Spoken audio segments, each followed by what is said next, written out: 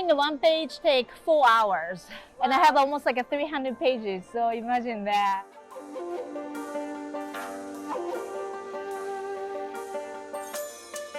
My name is Misako Rocks. I'm a Japanese manga comic artist from New York City.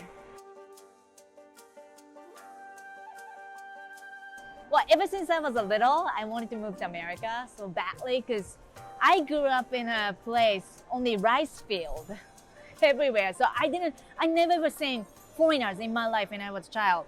So that's why maybe they gave sort of like living in that life gave me the reason that I wanted something new, different and exciting. And do you know the movie, Back to the Future, Goonies, Dazed and Confused? I watched it, all of it, and I really wanted to move. So that's why that's the reason I studied English. They gave me the reason I wanted to move, so I moved there. But the thing is, movie and real life is completely different. Living in a middle of nowhere, right, in Missouri State gave me just so much interesting, creative life. No, I never ever thought I was gonna become a comic artist in my life. I wanted to be a puppeteer after I became a friend with American friends. Like just, whoa, they're so creative, they make awesome stuff, and I wanna be like them. And I watched the Lion King musical. And they're like, you know what, this is it. I'm gonna become a puppeteer. So what I'm gonna do is I'm gonna move to New York City. So I went to New York City, and of course everybody's insanely talented. And then that's why my dream got crashed right away. The thing is, I realized Pokemon, Sailor Moon, Dragon Ball Z was so popular between American kids. I didn't know that because I didn't own TV that time. So the thing is like, oh, whoa, wow, the Japanese pop culture is really popular to kids. I mean, it's a different culture, but they seem to like it because maybe it's different. So I thought, you know what? Maybe after puppeteer, this is my calling. I'm gonna become a comic artist. So after failing and failing and failing, even like just a dream or like even my personal relationship didn't go that well. So failing many times, making mistakes gave me the reason to become a comic artist because I had a lot of part-time jobs to teach art, or kids, or like I was a art counselor for summer camp, stuff like that. And then I got to know kids so well, and I feel like I am connected to kids really quickly. So that sort of led to all the comic, making for middle grade, kids.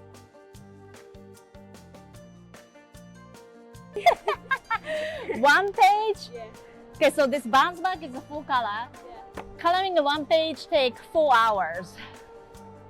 And I have almost like 300 pages, so imagine that. I even didn't sleep that much. I didn't have a holiday last year. I just used any holidays just to draw. So it took a pretty much whole year to just make one book.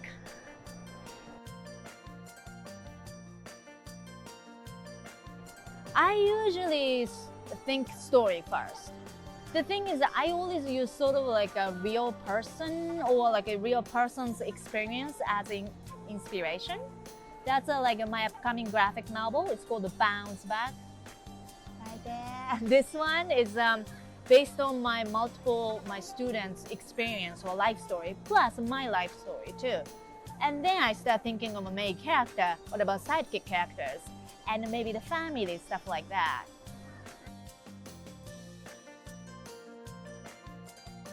So this one is American big company. It's called the Macmillan Publisher, and the imprint, it's called the Farewell and Friends imprint of Macmillan Publisher. And my agent is working on a lot of international rights too. So I'm pretty sure, yes, my fingers crossed, that would be amazing if kids here can read it too. First of all, I was so happy to teach manga in person because it's been a long time.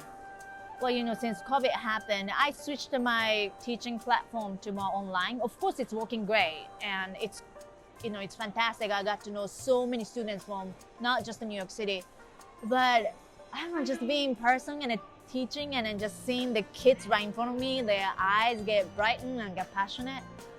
This is just so fantastic too. And this festival is so colorful, and it's not just about book too. They got so many interesting activities. I think it's a great way for kids to just grow their creativity. And also, I mean, they make new friends because of in person. You know, it's just fantastic. I'm glad that they stepped up and then to be a first one to do in person, and it showed to everybody. Here you go. I did it. You can do it too. You know, like that.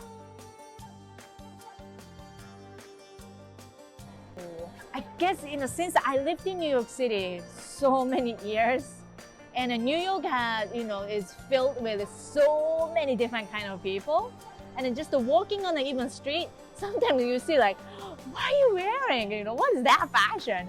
That kind of just seeing just the people on the street gave me tons of like interesting outfit inspiration too. And I love the like sort of color scheme of like 90s and 80s, and especially like let's say Tokyo Harajuku style, kind of girls colorful style. I really love that too. So I use that as an inspiration.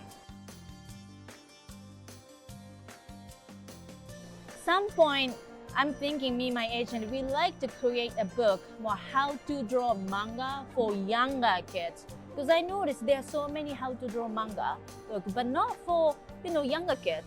And I know a lot young kids, even 7 years old or something like that, they're really interested in learning, but they can't use really like advanced style at all. So I really want to make really simple and easy, super fun how to draw manga for little kids too.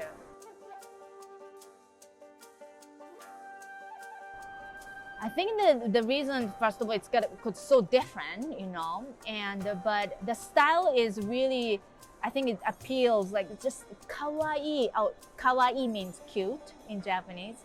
The cuteness is really good for, kids just like that style, but also when you read the manga, it's not just about cute style. I think you learned a lot how the characters, the psychological, all the the drama, everything they show little by little. It gets super dramatic.